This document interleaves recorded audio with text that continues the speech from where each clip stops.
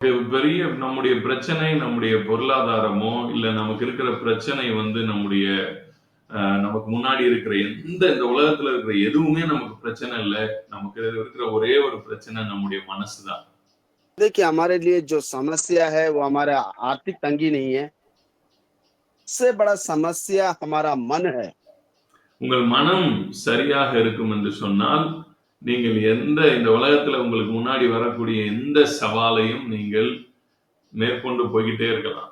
कि अगर मन आपका सही है, तो ये संसार में जितना आ जाए, सारे चुनौती को आप सामना करते हुए आप आगे बढ़कर जा सकते हैं। நம்மள தடுக்கிற ஒண்ணே ஒண்ணு நம்முடைய மனம். நம்முடைய மனதை நம்ம சரியாக கட்டமைக்க நமக்கு யாருமே சொல்லிக் குடுக்கல. சின்ன வயசுல இருந்து நமக்கு யாருமே மனதை எப்படி கட்டமைக்கணும் அப்படிங்கிறத யாருமே நமக்கு சொல்லி தரல.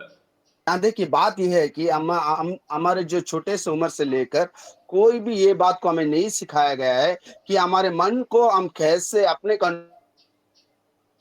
अपने सीमा के भीतर कैसे अपने मन को रख सकते हैं। इन बातों को जो है बचपन से हमें कोई नहीं सिखाने के कारण ये समस्या हमारे लिए खड़ा है। ஆனா பாருங்க, நமக்கு நம்ம பாடிக்கு என்ன சாப்பிடணும்னு சொல்லிக் குடுத்தாங்க. ஹார்லிக்ஸ் குடிக்கணும், இந்த விட்டமின் தேவை, இந்த புரோட்டீன் தேவை, இந்த மினரல்ஸ் இப்படி எடுத்துக்கணும், தண்ணி இவ்வளவு குடிக்கணும் அப்படின்னு நம்ம சரீரத்துக்கு எதை எவ்வளவு எடுக்கணும், எதை எவ்வளவு எடுக்கக்கூடாது, நம்ம பாடிக்கு எந்த ஃபுட்டை எடுத்தா அது எந்த நன்மையை விளைவிக்கும், இவ்வளோ கத்துக் கொடுத்தவங்க நமக்கு நம்முடைய மனதை பத்தி ஒரு ரகசியத்தையும் சொல்லிக் கொடுக்கல. ஞானத்தை எப்படி, ஞானம் என்றால் என்ன, அதை எப்படி நமக்கு தேவை, அது எவ்வளவு முக்கியங்கிறத அதை யாருமே நமக்கு சொல்லிக் கொடுக்கல. நம்முடைய மனதுங்கிறது நம்முடைய சரீரத்தை விட முக்கியமான ஒன்று மனது. ये जो ज्ञान की क्या है, ज्ञान कैसा हम प्राप्त कर सकते हैं, इन बातों को कोई नहीं सिखाया। विषय में तमाम बातें हमें सिखाया गया, पर से भी बहुत ही महत्वपूर्ण हमारे मन के विषय में किसी ने भी कोई भी बात हमें नहीं सिखाया है। அதனால என்ன ஆயிடுச்சுன்னா, சரீரத்துக்கு நல்ல தேவையான ஃபுட் எடுத்து சரீரத்தை கரெக்டா மெயின்டைன் பண்ணணும், அதெல்லாம் நல்லா வந்துருச்சு. ஆனால் மனதுங்கிற ஒரு முக்கியமான ஒரு விஷயத்தை கோட்டை விட்டுட்டோம். அதனால பாருங்க, மனம் நமக்கு சரியில்லாததுனால சரீரமும் பாதிக்கப்படுது இப்ப. तो हमारे मन की आवश्यकताओं को हमें नहीं सिखाए जाने के कारण ही जो है हम मन को तो ऐसे खुला छोड़ दिए। इसके कारण ही जो है ये हमारे शरीर को भी नुकसान करता है। இப்ப நம்முடைய மனதை எப்படி நம்முடைய கண்ட்ரோல்ல வைக்கணும், மனம்னா என்னன்றத நீங்க கத்துக்க வேண்டியது ரொம்ப ரொம்ப முக்கியம். यहाँ देखिए, ये हमारे मन क्या है और ये मन को जो है हम कैसे अपने सीमा में रख सकते हैं, इन बातों को जो है सीखना बहुत ही महत्वपूर्ण बात है। ये बहुत ही महत्वपूर्ण काम है ये। யோபு யோபு 28வது அதிகாரம், யோபு 28வது அதிகாரத்துல யோபு என்ன சொல்றாரு பாருங்க. வெள்ளிக்கு விளையிடம் உண்டு, பொன்னுக்கு புடமிடும் ஸ்தலமும் உண்டு, இரும்பு மண்ணிலிருந்து எடுக்கப்படும், செம்பு கற்களில் உருக்கி எடுக்கப்படும். அதாவது என்ன சொல்ல வர்றாருன்னா, இந்த உலகத்துல இருக்கிற எல்லா பொருளுக்கும் அது எங்க விளையுது, அது எங்க இருந்து உருவாக்கப்படுது அப்படின்னு சொல்லி அதனுடைய மூல ஸ்தலம் எங்கன்றது அதை நம்ம கண்டுபிடிச்சிடலாம் அப்படிங்கிறாரு. यहाँ देखिए, अय्यूब के पुस्तक में अय्यूब कहता है कि सोना मिट्टी से लिया जाता है, चांदी को पत्थर से लिया जाता है। ऐसे ये क्या बोलना चाहता है, जो जो इसका मूल्य को बोलना चाहता है कि उसको कहाँ से हम निकाल सकते हैं, सोना कहाँ से निकाल सकते हैं, चांदी को कहाँ से निकाल सकते हैं, और तांबा को कहाँ से निकाल सकते हैं, उसका मूल्य क्या है, ये भी हम पता कर सकते हैं। ये இந்த உலகத்துல விலை உயர்ந்த எல்லா விஷயத்தையும் எங்க இருந்து அது வருது, இங்க இருந்து தான் அது வருது, இந்த இடத்துல இருந்து தான் அது நமக்கு கிடைக்குது அப்படிங்கிற அந்த சோர்ஸ் பாயிண்ட் எங்க இருந்து கிடைக்குதுங்கிறத நம்ம இந்த பூமியில இருந்து எடுத்துடலாம். அது இங்கதான் இருக்குது, அது இங்க இருந்து தான் இப்படிதான் நமக்கு கிடைக்குது அப்படின்னு சொல்லி எடுத்துடலாம். यहाँ देखिए, ये संसार के जो मूल्य वस्तु है, बहुमूल्य जो वस्तु है वो कहाँ से मिलता है, ये हम ढूंढ के निकाल सकते हैं। ம். ஆனா வசனம் 12வது வசனத்த பாருங்க. யோபு 28:12 ஆனால் यहाँ देखा ஞானம் கண்டெடுக்கப்படுவது எங்கேன்னு கேட்கிறாரு. ஞானம் எங்க இருந்து கண்டெடுக்கப்படுறது? தங்கம் यहाँ देखिए பூமிக்கு கீழ இருந்து கிடைக்குது. வெள்ளி பூமிக்கு கீழ இருந்து கிடைக்குதுங்கிறீங்க. மழை வானத்துல இருந்து வருதுன்னு தெரியுது. இந்த மாதிரி எல்லாமே எங்க இருந்து வருதுன்னு உனக்கு தெரியுது. ஆனா ஞானம் கண்டெடுக்கப்படுவது எங்கேன்னு கேட்கிறாரு. यहाँ देखिए अय्यूब के पुस्तक 28:12 में कहता है कि आप जो है ये जो सोना जो है भूमि से निकालते हैं, बरसात जो है आसमान से आता है, ये तमाम चीजें कहाँ से आता है आपको पता है, परंतु ज्ञान कहाँ से आपको मिलेगा ये पूछता है वो। எனக்கு அருமையான தேவனுடைய பிள்ளைகளே, நீங்க சயின்ஸ்ல போய் பாடிய பத்தி படிக்கிறதோ, இல்ல கோல்ட பத்தி படிக்கிறதோ, இல்ல காப்பர பத்தி படிக்கிறதோ, இல்ல இந்த சால்ட்ன்னு சொல்றாங்கல்ல, இத பத்தி படிக்கிறதெல்லாம் எங்க இருந்து கிடைக்குதுங்கிறத வச்சு அதுல இருந்து எடுத்து படிக்கிற படிப்பு. இது எல்லாமே இந்த பூமிக்குரிய படிப்பு. यहाँ देखिए आप जाकर साइंस में जाकर पढ़ते हैं, आप कॉपर कहाँ से निकाला गया है, आप ये लोहा कहाँ से निकाला गया है, और आपको ये नमक कहाँ से निकाला गया, ये सभी जो है साइंस में जाकर पढ़ते हैं। ये सारे बातें जो है ये संसार की ज्ञान की बातें जो है संसार से ही हमें मिलता है। இது எல்லாம் ஞானம் கிடையாது. இது இது பைபிள் என்ன சொல்லுது பாருங்க. இத பத்தி படிக்கிறதுக்கு பேர் ஞானம் கிடையாது. நீங்க கெமிஸ்ட்ரியில பெரிய பிஹெச்டி வாங்கியிருக்கலாம். நீங்க பிசிக்ஸ்ல பிஹெச்டி வாங்கியிருக்கலாம். திஸ் இஸ் ये நாட் a देखिए wisdom. ये देखिए बाइबल इसको ज्ञान नहीं कहता है। यहाँ देखिए आप केमिस्ट्री में पीएचडी लिया हो सकता है और बायोलॉजी में पीएचडी किया हो सकता है, ये सब ज्ञान की बातें नहीं है। இதெல்லாம் இந்த பூமிக்குரிய அறிவு, இந்த பூமிக்குரிய காண்கிற இந்த தேர்ட் டைமென்ஷன்ல இருக்கக்கூடிய நாலேஜ் தான் இதெல்லாமே. ये तमाम बातें जो ये पृथ्वी की प्रति बुद्धि की बातें हैं, ये जो थर्ड डायमेंशन में जो है, इनमें से ये सारे बातों को हम प्राप्त कर लेते हैं, हम पा लेते हैं इनसे। மனிதன் இதற்காக மாத்திரம் படைக்கப்படவில்லை. मनुष्य केवल इन्हीं बातों के लिए सृष्टि नहीं किया गया है। உங்களுக்குள்ளே தேவன் வெறுமனே உங்களுக்கு ஆண்டவர் ஒரு சரீரத்தை மட்டும் கொடுக்கல. சரீரம் மட்டும் தான் நம்ம கிட்ட இருக்கு அப்படின்னா இந்த தேர்ட் டைமென்ஷனுக்குள்ளேயே மாட்டிக்கிட்டு இருக்கலாம்.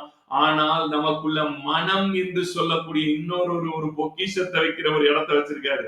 அது எதுக்குன்னா ஞானத்தை வைக்கிற இடம். Your mind is a place where you store wisdom.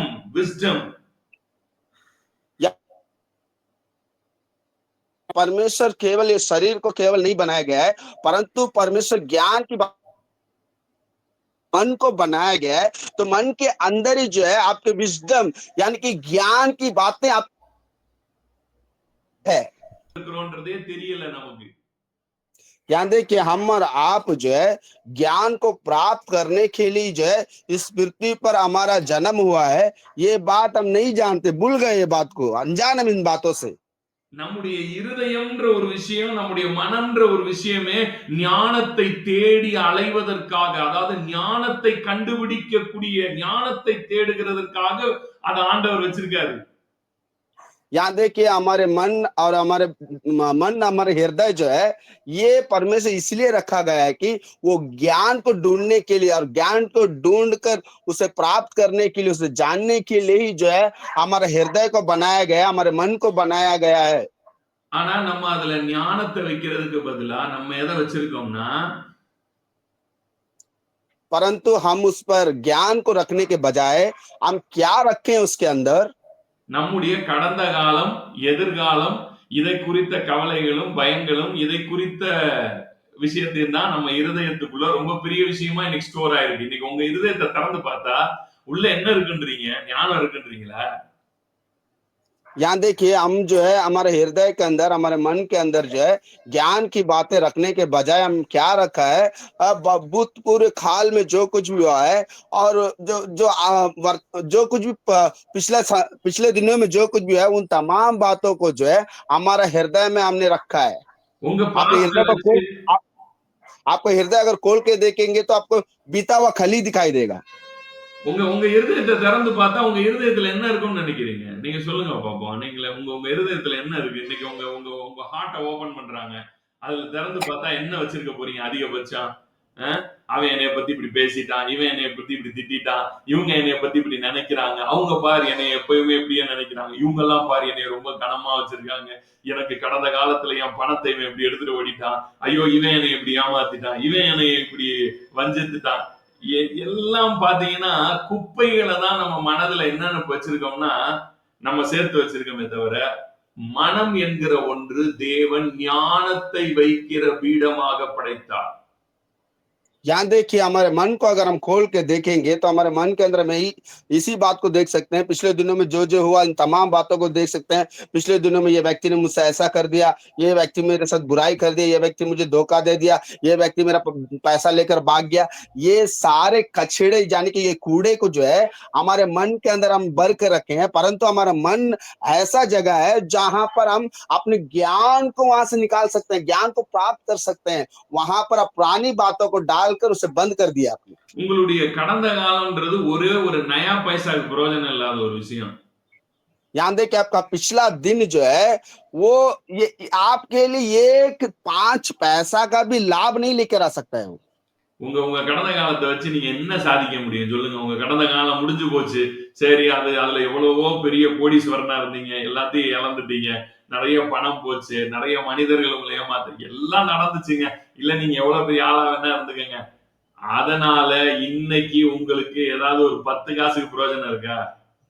यहाँ देखिए आपके पिछले दिनों में आप बहुत बड़ा धनवान थे होंगे, आप बहुत बड़ा अधिकार थे होंगे, आप बहुत बड़ा नाम और शौहरत के साथ अपने जीवन बिताया होगा। इन तमाम बातों को पिछले दिनों में अपने इन तमाम बातों पिछले बातों को लेकर अभी आप सोचने पर आपको कुछ लाभ हो सकता है क्या? सोचिए अपने आप में थोड़ा। ஒரு நயா பைசாக்கும் பிரயோஜனம் இல்லாத விஷயத்த பொக்கிஷம் வைக்கிற இடத்துல நல்லா கவனிங்க. பேங்க்ல லாக்கர்னு ஒண்ணு வச்சிருப்பாங்க. அது நார்மலா பேங்க் கிட்ட பில்ல போய் நீங்க பணம் போட போறீங்க. அங்க தெரியவே தெரியாது யாருக்கும். பேங்கோட லாக்கர் எங்க இருக்கு, இந்த பேங்கோட லாக்கர் எந்த இடத்துல இருக்குன்னு யாருக்குமே தெரியாது. यहाँ देखिए बात यह है, जहां पर खजाना रखना था वहां खजाना का रखना छोड़कर देखिए बैंक में अगर आप जाएंगे वहां पर एक क्या बोलते हैं बैंक लॉकर।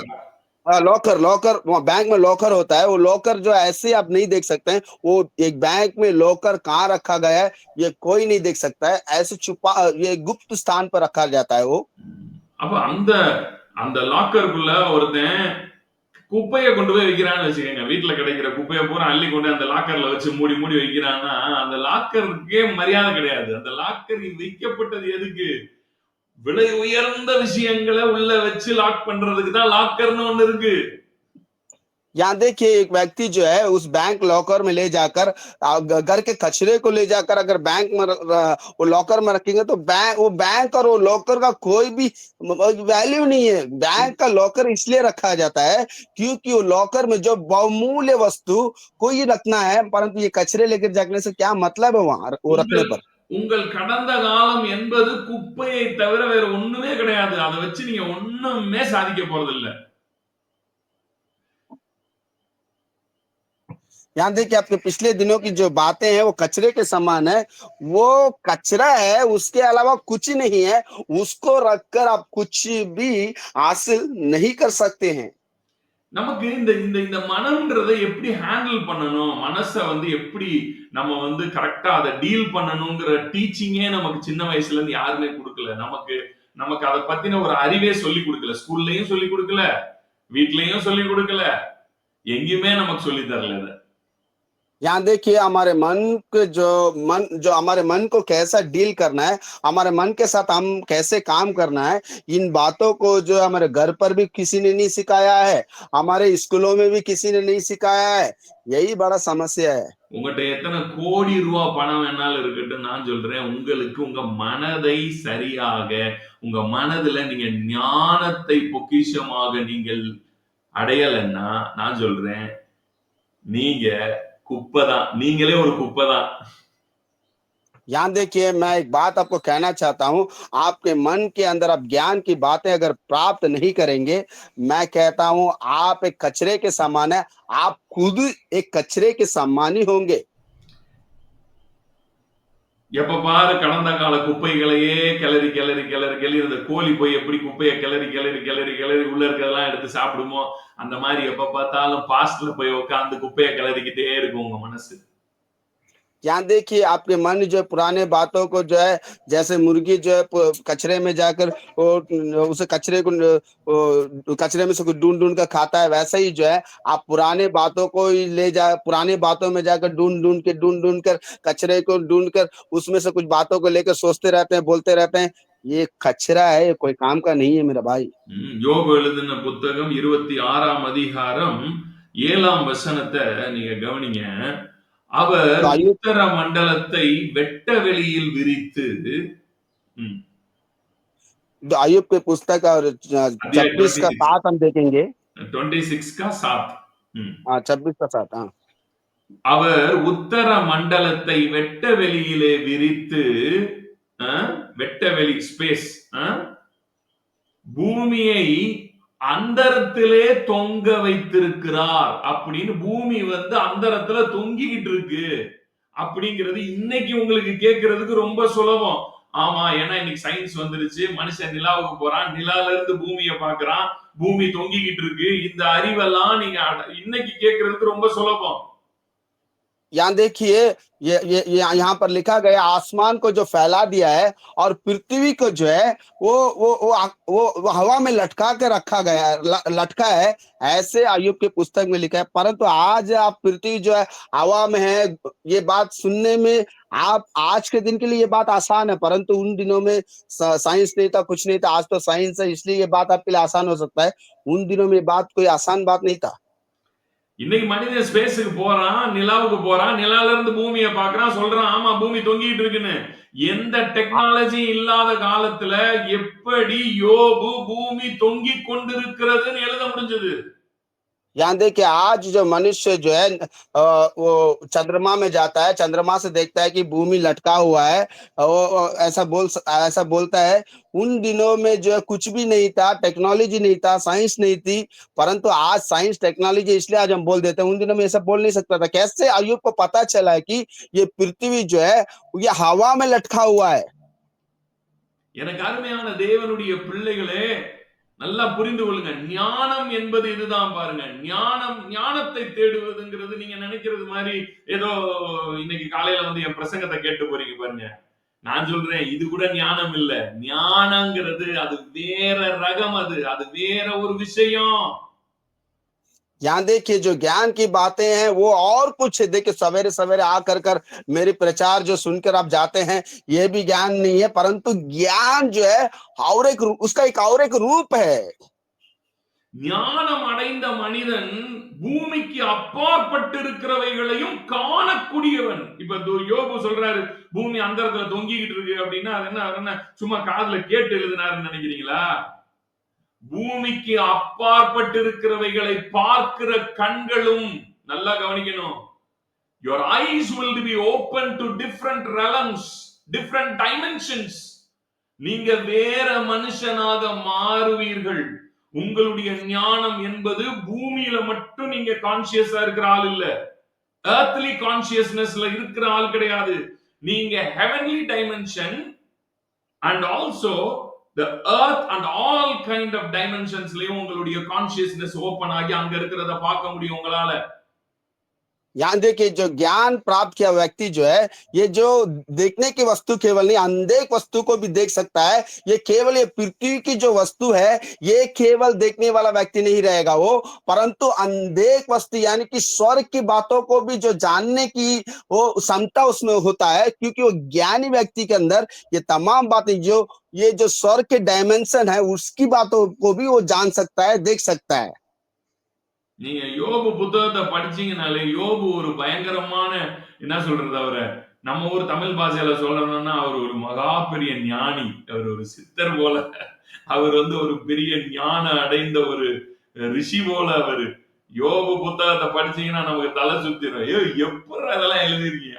அதுல இருந்து தெரிஞ்சுக்கலாம் அவங்க எல்லாம் வந்து வெறும் earthly dimension 3Dல மட்டும் இருந்த ஆளுங்க கிடையாது. அவங்க எல்லாம் வந்து வேற ரெலம்ஸ்ல மூவ் பண்ணக்கூடிய ஆட்கள். அதனாலதான் அதெல்லாம் எழுத முடியுது. यहाँ देखिए अय्यूब की पुस्तक अगर पढ़ के देखेंगे तो आपको बात समझ में आएगा। अरे बाबा, बाप रे बाप, ये सब कैसे इसको पता चले, कैसे ये सब बातें को लिखा है? क्योंकि वो लोग सिर्फ जो है, ये जो पृथ्वी के डायमेंशन है, 3 डायमेंशन, इसमें सिर्फ देखने वाले लोग नहीं थे, परंतु वो लोग जो है, वो जो स्वर्ग की जो डायमेंशन है, उसको भी देखने वाले लोग थे, जानने वाले लोग थे वो लोग। ஸ்பேஸ பத்தின ஏகப்பட்ட மேட்டர் எழுதி வச்சிருப்பாரு யோபு. तो अय्यूब जो है, वो जो जो पेश के विषय में जो है, वो आकाश के विषय में जो बहुत सारे बातों को जो है अय्यूब के पुस्तक में अय्यूब लिख कर रखा है।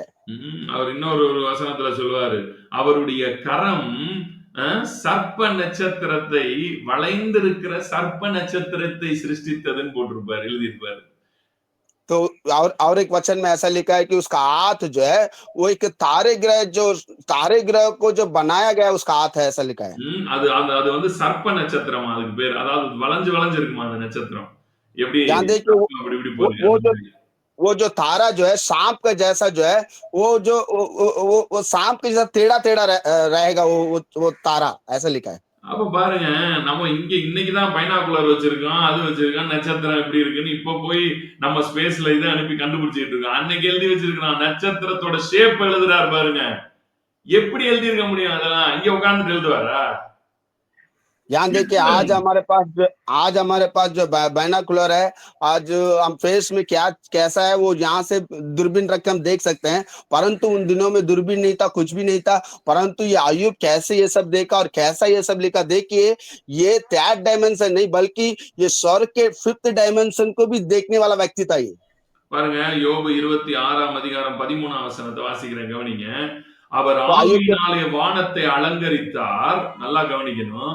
அவர் ஆவியினாலே வானத்தை அலங்கரித்தார். அவருடைய கரம் நெளிவான சர்ப்ப நட்சத்திரத்தை உருவாக்கிட்டு. நெளிவான சர்ப்ப நெளிவு, அதுல நெளிவு இருக்கு. நீங்க இருந்து பாக்குறவங்களுக்கு தெரியுமா? यहाँ देखिए, वो यहाँ पर लिखा है, वो जो है एक जो सुंदर एक आकाश को बनाया, और उसमें जो है एक टेढ़े मेढ़े वाले तारों को भी बनाया, ऐसा लिखा है। ஞானியாக, அதாவது ஞானத்தை அடைந்த ஒரு மனிதன், ஞானத்தை தேடுகிறவனாலதான் இதெல்லாம் எழுத முடியும். இதெல்லாம் அதனாலதான் யோபு வந்து ஞானத்தை தேடுனதுனாலதான் இதெல்லாம் எழுதியிருக்காரு. ஏய், தங்கம் எங்க விளையுதுன்னு கண்டுபிடிச்சிட்டேன், வெள்ளி எங்க விளையுதுன்னு கூட கண்டுபிடிச்சிட்டேன், வைரங்கள் எங்க கிடைக்குதுன்னு கண்டுபிடிச்சிட்டேன், கோமேதகம் எங்க கிடைக்குதுன்னு கண்டுபிடிச்சிட்டேன். ஆனா ஞானம் எங்கே விளைகிறது, ஞானத்தை எங்கே அடைவது ஒரு மனிதன் அப்படிங்கிற ஒரு தேடல்ல யோபு இருந்ததுனாலதான் அவர் ஞானி. அவர் ஒரு மிகப்பெரிய ஞானி. यहाँ देखिए, अय्यूब जो है, अय्यूब के पुस्तक में अय्यूब कहता है कि सोना कहाँ मिलता है, वो मैंने खोज निकाल दिया, और ये तांबा कहाँ मिलता है, मैंने खोज निकाल दिया, और चांदी कहाँ मिलता है, मैंने खोज निकाल दिया, और बहुमूल्य पत्थर कहाँ मिलता है, उसे मैंने खोज निकाल दिया, और अख्तर कहाँ मिलता है, मैंने खोज निकाल दिया।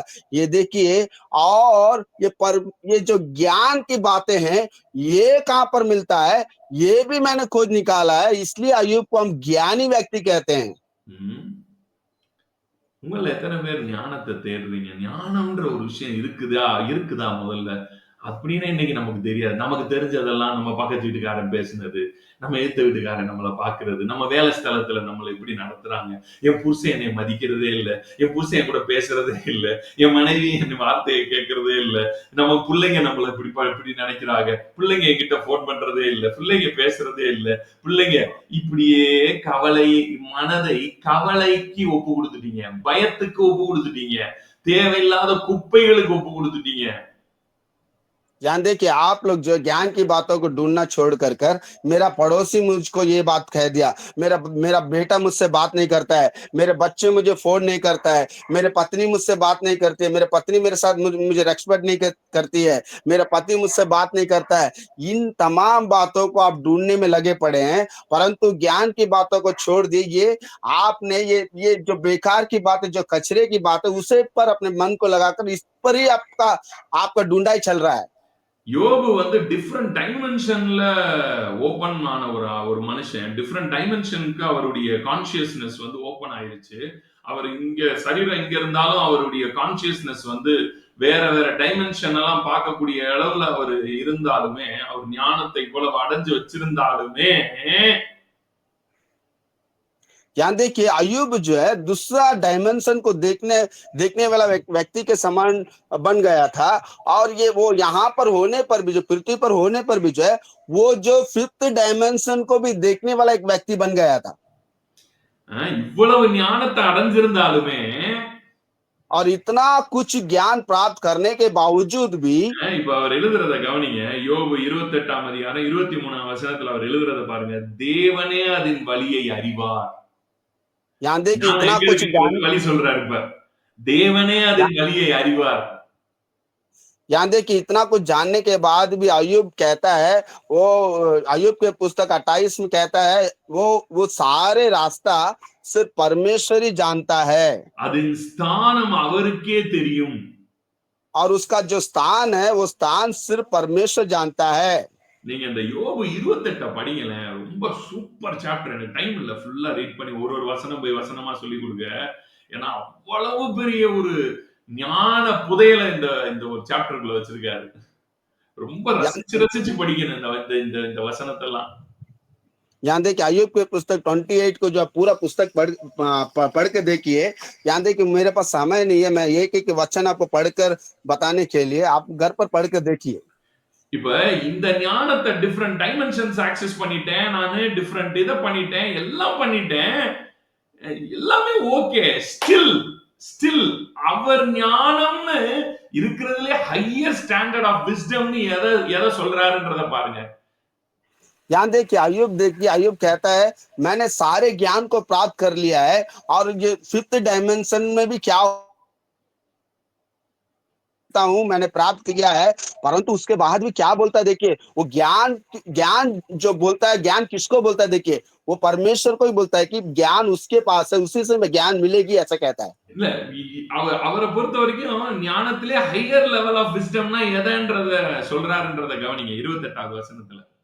यहाँ देखिए 28 पद में लिखा है, 28 अध्याय में लिखा है, देखिए उसके समझ की ज्ञान क्या है वो लिखता है, देखिए वहां மனுஷனை நோக்கி இதோ ஆண்டவருக்கு பயப்படுவதே ஞானம், பொல்லாப்பை விட்டு விலகுவதே புத்தின்னு எழுதுறாரு. यहाँ देखिए मनुष्य को देखकर कहता है कि परमेश्वर का भय मानना ही ज्ञान है, और मनुष्य की दुष्टता से दूर रहना ही भला है, कहता है। बुद्धि बुद्धि है, कहता है। சோ இந்த ஞானத்தை எல்லாம் அடைஞ்சிட்டு ஞானத்திலேயே உச்சிதமான ஞானமா யோபு எழுதி வைக்கிறது எதுனா, ஞானத்திலேயே உச்சிதமான ஞானம். ஞானம் வந்து ஒரு பெரிய ஒரு பொக்கிஷ சாலை. அதுல அவர் அதுல உள்ள போய் வைரத்தை எடுக்கிறாரு, வைடூரியத்தை எடுக்கிறாரு, தங்கத்தை எடுக்கிறாரு, வெள்ளி எடுக்கிறாரு, எல்லாமே அங்க இருக்கு. ஆனா அதுல அவர் எடுத்ததுலயே ஹையர் லெவல் ஆஃப் பொக்கிஷம் எதுன்னு எழுதுறாருன்னா, மனுஷனை நோக்கி சொல்றாரு பாருங்க, கர்த்தருக்கு பயப்படுவதே ஞானம், பொல்லாப்பை விட்டு விலகுவதே புத்தி. यहाँ देखिए जो अय्यूब जो है सारी ज्ञान की बातों को उसने प्राप्त किया है, वो प्राप्त करने के बाद ये कहता है कि सबसे बड़ी ज्ञान की बातें जो है, ये परमेश्वर का भय मानना ही ज्ञान है, और ये दुष्टता से दूर रहना ही बुद्धि है, कहता है। ஐயோ நாங்க தான் கர்த்தருக்கு பயப்படுறோமே. अरे बाप रे बाप, हम तो परमेश्वर का भय मानते हैं பாஸ்டர், அதனால தானே சர்ச்சுக்கு கரெக்ட்டா போயிடுறோம். पास्टर जी, इसलिए हम बराबर निरंतर कलीसिया में बराबर समय पर चले जाते हैं। அதனால தானே காலையில எழுந்து ஜெபம் பண்றோம். अरे पास्टर जी, इसलिए हम सवेरे उठकर प्रार्थना करते हैं, क्योंकि हम परमेश्वर का भय मानते हैं। நீங்க கர்த்தருக்கு பயப்படல, தீமைக்கு பயப்படுறீங்க, அதனால கர்த்தர்ட்ட ஓடி வர்றீங்க. கர்த்தருக்கு பயப்படுறதுன்னா என்னங்கறத நாளைக்கு சொல்லி தரேன். यहाँ देखिए आप लोग जो है परमेश्वर का भय मानकर परमेश्वर सम्मुख भाग कर नहीं आते हैं, आप जो दुष्ट बातों से डर कर परमेश्वर के सम्मुख में भाग कर आते हैं, ये परमेश्वर का भय नहीं है। எனக்கு எங்க தீமை நடந்துருமோ, என் வாழ்க்கையில ஏதாவது சங்கடம் வந்துருமோ அப்படிங்கிற பயம் உங்களுக்கு இருக்கு. அந்த பயம் 3Dல இருக்கிற எல்லா மனுஷனும் இருக்கு. அந்த பயத்தினால கடவுள்கிட்ட ஓடி வரவன்லாம் கர்த்தருக்கு பயப்படுறவன் கிடையாது. கர்த்தருக்கு பயப்படுறவங்கிறது பயமே இல்லாதவன் தான் கர்த்தருக்கு பயப்படுறவன். அது எப்படின்னு சொல்லி தரேன். பயமே இல்லாதவன் தான் கர்த்தருக்கு பயப்பட முடியும். यहाँ देखिए ये 3D डायमेंशन में जो भी चीज है उसको देख कर डर कर परमेश्वर का पास जो भाग कर आता है, ये परमेश्वर का भय नहीं है। ये तमाम इंसान के अंदर है। कल के दिन में मैं बताऊंगा परमेश्वर का भय मानना क्या है। कल के दिन में आपको इन तमाम बातों को सिखाऊंगा और बताऊंगा। கர்த்தர் உங்களை ஆசீர்வதிப்பார். Have a nice day. God bless you.